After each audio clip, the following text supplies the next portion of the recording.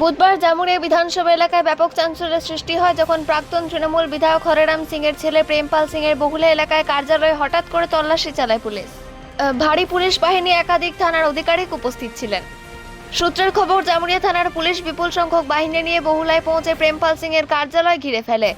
অভিযানের গুরুত্ব বোঝা যায় এই কারণে যে শুধু জামুরিয়া থানার পুলিশই নয়, একাধিক থানার উচ্চপদস্থ আধিকারিকও সেখানে উপস্থিত ছিলেন।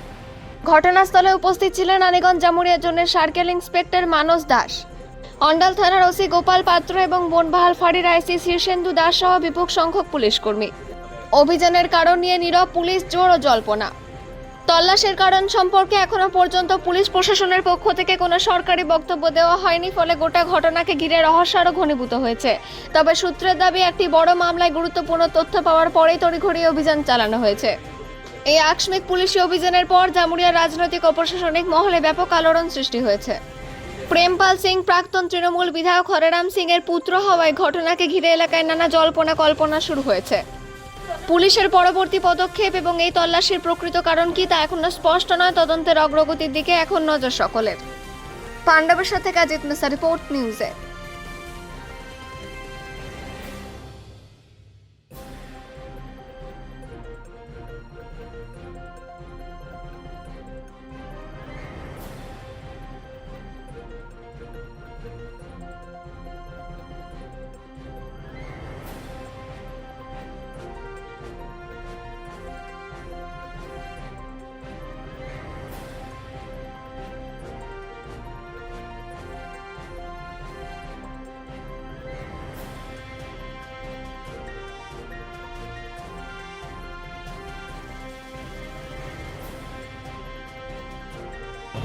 দেখুন, পশ্চিমবঙ্গে আজ কয়েক মাস হলো আমাদের পশ্চিমবঙ্গে আইনের শাসন প্রতিষ্ঠিত হয়েছে।